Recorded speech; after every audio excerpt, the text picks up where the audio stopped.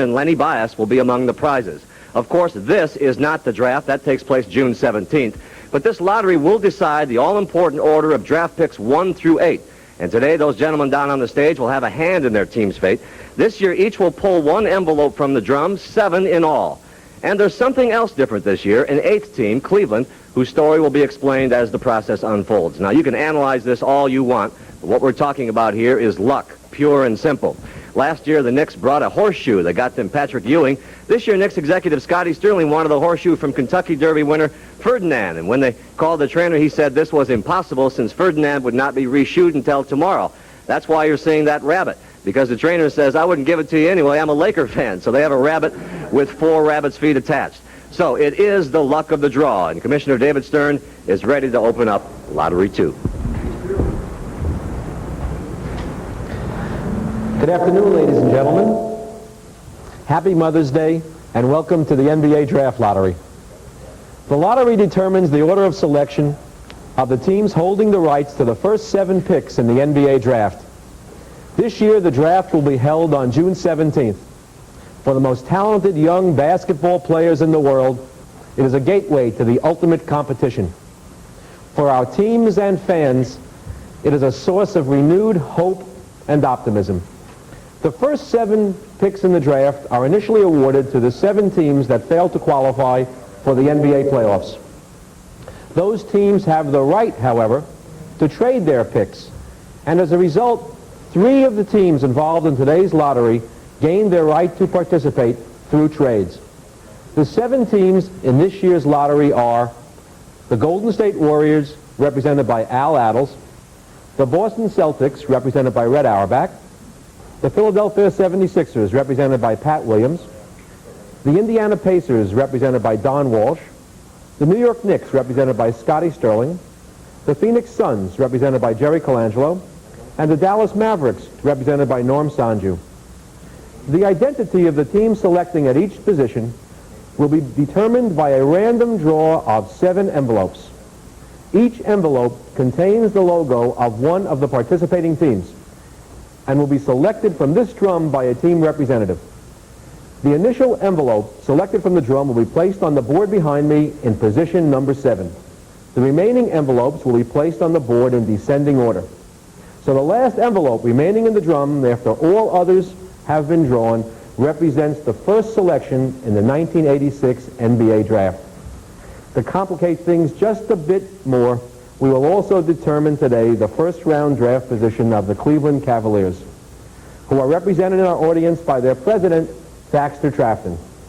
By prior agreement, the Cavaliers will be awarded the draft position immediately following the Dallas Mavericks, but no higher than 3rd. In other words, we will actually be determining the order of the first 8 positions in the NBA Draft, and I'm somehow supposed to remember to insert the Cavs logo at the appropriate time as the proceedings move along. Within the past hour, each of the logos has been placed in an envelope and sealed in private by Jack Wagner, a partner in the international accounting firm of Ernst & Winning. Since then, Mr. Wagner has retained exclusive custody of the envelopes, and I will now ask him to place them in the drum.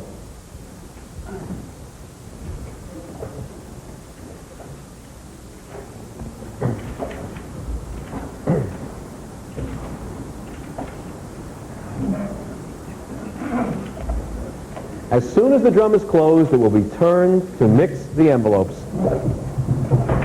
That is Jack Joyce, head of NBA security, who actually did guard those envelopes. He was unarmed.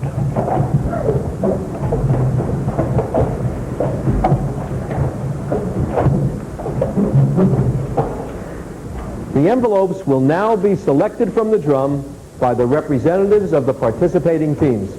Their order was determined by lot earlier this morning. Al Attles of the Golden State Warriors.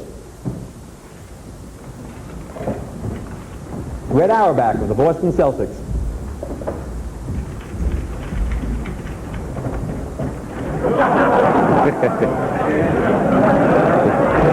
Red Auerbach. Pat Williams of the Philadelphia 76ers.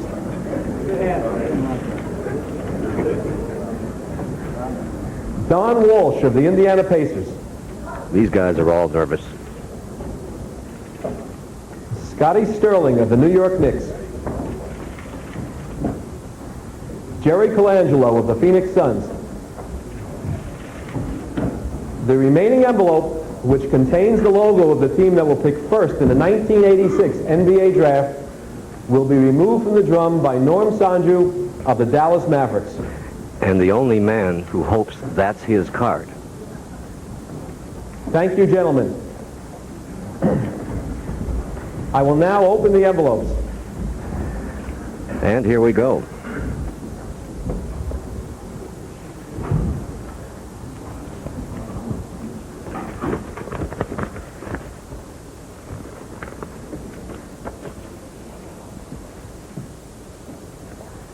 The 7th pick in the 1986 draft goes to the Dallas Mavericks, and Cleveland picks 8th.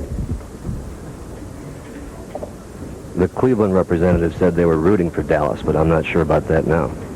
They will go 8th, Dallas 7th. The 6th pick goes to the Phoenix Suns.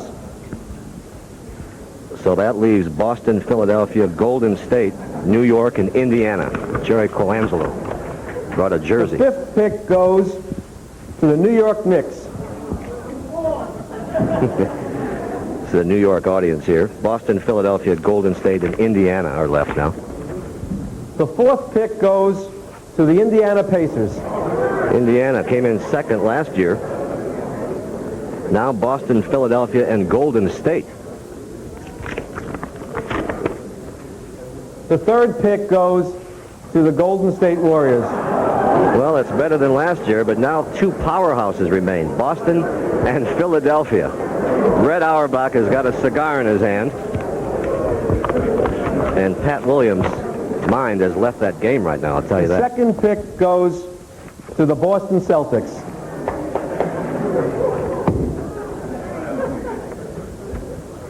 The 1st pick in the 1986 NBA Draft goes to the Philadelphia 76ers. And so a cheerful Pat Williams and the top pick in the draft will get to learn the game from Moses Malone and Dr. J. Congratulations to Philadelphia. Congratulations to the 8 teams, and thank you very much. Pat Williams waves and smiles, and he'll talk with James Brown as CBS Sports coverage of the 1986 lottery continues after these words from your local stations. So Philadelphia gets the #1 lottery pick. Pat Williams is down on stage now with James Brown. James? All right, Pat, thank you very much. And we turn to another, Pat. The first question, and the obvious one, is who will be the player that Philadelphia 76ers will select? Well, we've got a month to figure that out. We obviously need some size up front, so we'll be looking at all the big people and figure out what to do. Brad Daugherty seems to be the name that is coming up with a lot of people, but we want to really take our time, study it, and there's also the option of trade to be in that #1 spot. There's an awful lot of talking that will take place in the next month to see Now, if we can trade that pick. the three big names, of course, have been Daugherty, Bias, and Washburn, but Walter Berry was a name discussed previously. Is that a consideration? Well, he's a good player and a very talented small forward. William Bedford at Memphis State is another big guy that has to be studied. It's really the deepest draft, and even though Philadelphia won it, and we're happy about that, I think picking at 7, 8, it really doesn't make a whole lot of difference. Those clubs down there are going to get probably just as good a player. This didn't have quite the impact of last year with Patrick Ewing. Congratulations, Pat Williams, Philadelphia Glenn. 76ers. Back to you, Pat O'Brien. All right, thank you, James. So now let's recap the order of selections that has just been determined now. Philadelphia with #1, Boston, Golden State, Indiana, New York, Phoenix, Dallas, and Cleveland. Lottery 2 is now history. I'm Pat O'Brien. Thank you for joining us at the half. For James Brown, enjoy the second half here on CBS. We're out ready for the second half, 63-58 of Game 7. The winner draws Boston, and the loser, of course, goes on vacation. Matty Gukas just came out of the locker room, and he was looking over at Billy to find out where they're going to pick in the lottery, and you flashed up one finger. What was his reaction? He said, 1? You really mean 1? And then he said, really don't care. This is what's important to me. Can one come in and help me here in the second half? Yeah. Now, Billy Charles Barkley is really nowhere. He hasn't even taken a shot offensively. He's gotten to the free throw line. That's been the big story in this game. He's got to get himself going out of transition on the offensive boards. One of those two ways, and then he can get things falling in place. The other point we mentioned at the top, okay, we see what the front court is. That's unbelievable with Cummings and Clem Johnson. those two players, you expect Cummings to have the big game, but Clem Johnson, is he going to be able to score 34 points?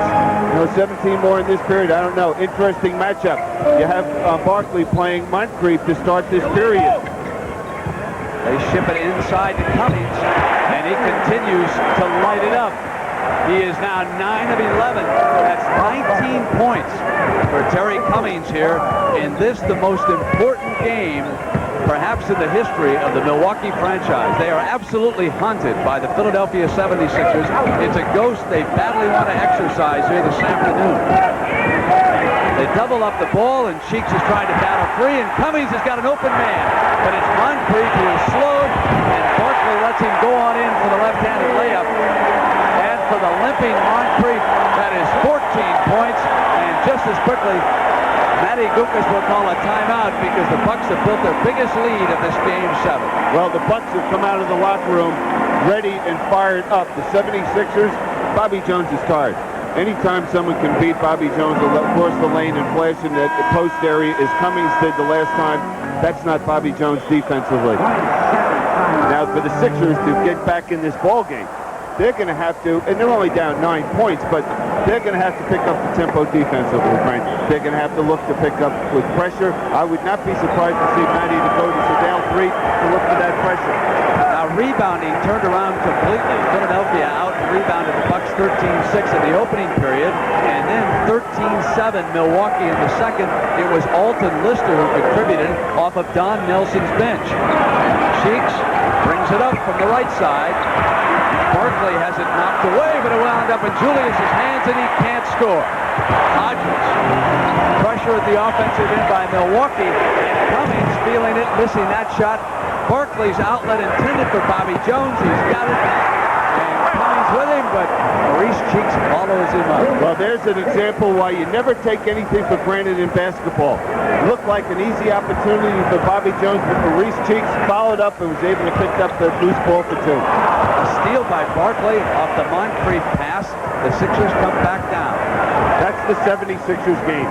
Creating the turnovers, forcing the long jump shot, and getting out and running. The Bucks are doubling up defensively, and Irving with a chance for a three-point play. Magnificent Julius Irving, 10 years in the NBA, every year an all-star, has switched now from forward to guard.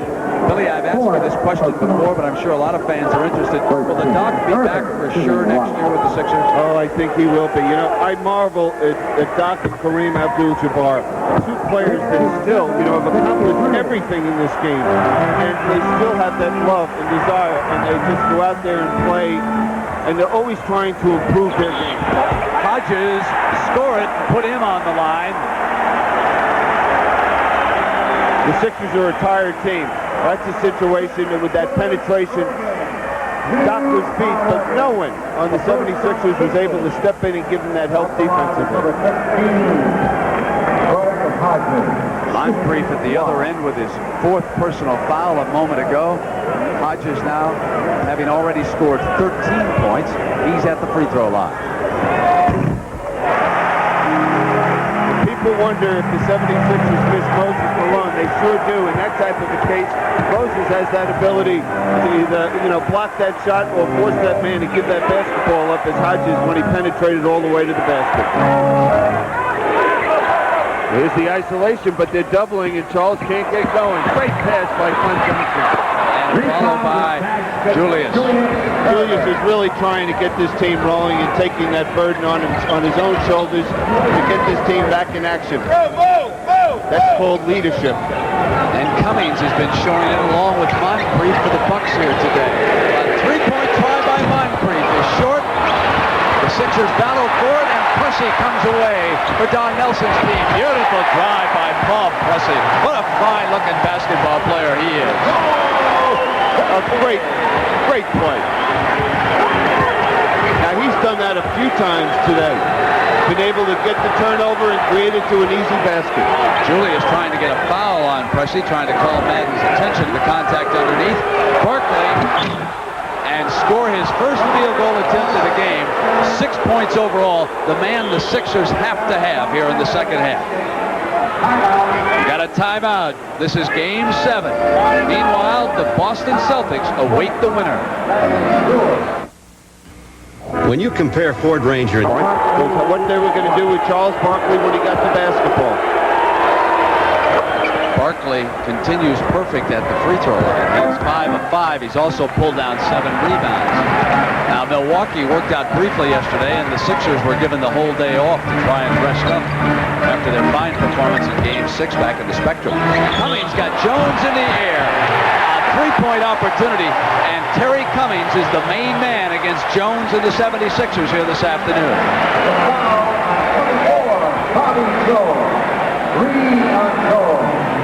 That's the second on the Sixers carry the third. At the line, 24. Cummings is a marvelous story, having overcome that heart problem to continue as a standout here in the NBA. Grew up in the Chicago area. You know, Brent, the reason for the success of that play, Julius. Milwaukee was going to their trap after the foul shot, found the open man, and Doc hit the shot. The reason for the success of that last play was Sidney Moncrief cutting off Terry Cummings, allowing that good position inside. Moncrief penetrating that time. Barkley yanking the miss off. Bobby Jones on the breakout. Oh, he's fouled. We got a breakaway. He's all right. Oh, he went down so hard in behind the basket support. Manny Gukas running out onto the floor quickly. There's that outlet pass. Bobby going strong. Hodges going for the basketball and got too much of Bobby Jones. There's one thing for sure. Hodges would never try to hurt Bobby Jones. That's not his style of play. Well, there was a great bust out by Jones. Here he is at a view from behind. The crowd is booing Matty Gukas, who was out on the floor, but obviously he wanted to see if Jones was all right, and we've got a technical assessed against that personal foul. No, that's the breakaway rule, Brent. Where the official's eyes, the player had no chance to stop the basket, and this rule comes up from a few years ago with the Boston-LA series when we saw bodies flying into the support underneath the basket, and the reason for it is to make sure players do not get hurt. Now we see they're looking to post up Bobby Jones against Moncrief. Lister hands it off after rebounding to Hodges. Moncrief is visibly limping at this point. Cummings runs it down, but he was motioning to Jake O'Donnell that he was pushed by Barkley, and that's why he lost control. But we all know that Charles Barkley would never do that. Tapped away from Irving by Pressey, who was locked up, and Cheeks goes down to the corner. They run it down, bring it back for the Sixers. Big lead on Moncrief, who's trailing. Julius in on the penetration. Moncrief comes out, and here's Pressey. Pressey was fouled. He'll come up to the free throw line for a pair. You think winning's important to Sidney Moncrief? I mean, he traced that basketball down, and I had just said you could see him limping up and down the court, and he's going against one of the quickest, if not the quickest guard in the league, chasing that ball down, Maurice. But he would not say that he would not give up on that basketball. That's, you know, we talk about leadership by example, but how, if you play with Sidney Moncrief, you have to play hard, or he just embarrasses you on the court. With Pressey at the line, Ricky Pierce checks back in for the Bucks. So it's Cummings and Pierce, Pressey, Lister, and Moncrief up against Cheeks, Barkley, Irving, Johnson, and Jones. Those are our lineups at the 7:14 mark, third period, Game 7, Milwaukee.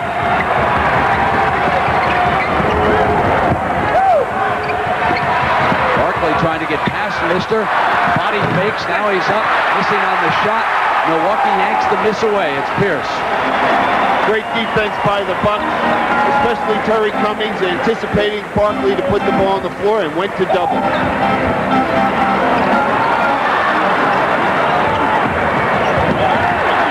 Knocked away by Cummings. Cheeks touched it. It goes over to the Bucks.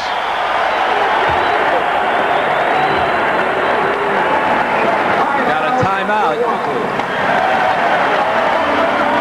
Milwaukee leading it by 3, and we'll be right back. Fans Please. Mr. Garfield, welcome to Embassy Suites Hotel. My room. Oh, all our rooms are really two-room suites for the price. Move in on Charles Barkley. So Clement Johnson jumps up with a monster first half, 17 points. Johnson has not scored here in the second half as Nelson, as his assistants, went back to the drawing board and said, we have got to tighten up on him now. It's not that important. You know, you'd like Clem Johnson to get some points on the offensive boards, an open jump shot. The key is for the Sixers to get Bobby Jones and Charles Barkley involved in the offense. Russie gives it to Moncrief at the top of the circle. And Sidney Moncrief, injured heel and all, has scored 16 points. That was just great execution by the Bucks that time down so well. They executed so well they were able to get that easy opportunity for Moncrief. Cheeks gets it back to Philadelphia. That's 13 for Maurice Cheeks. Now they've switched back to Sixers and they have Charles Barkley guarding Cummings again. Here's Cummings. He is 10 of 14 after that miss. Irving wrestled it away and out of bounds. Milwaukee's ball. Sedale Threatt, who lit up the scoreboard in the first half with 16 points, checks in. He was 7 of 8 from the field.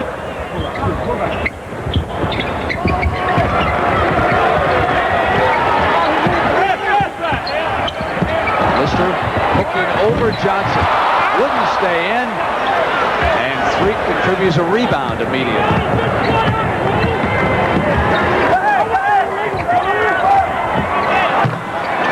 Sedale Threatt, 18 and a guinea, hits his first shot off the bench here in the second half, as he did in the first. Well, you'll see him more aggressive defensively, too. The open man is Pierce, defensive error. Defensive lapse, poor communication on who's playing who. Moncrief with an injured heel, Pierce with an injured ankle. Cummings dislocated a finger in the first half. Looking to isolate Barkley. Cheeks turning the corner is fouled. Game past Pierce, and on his move to the basket, he was fouled by Lister. What they do is they were looking to isolate Charles Barkley. They didn't have that, so they looked to go to the pick and roll, and Lister obviously doesn't have the foot speed to compete with Maurice Cheeks and just put that hand out and pick up the foul. That's 3 team fouls on the Sixers, but 4 now after that one on Milwaukee.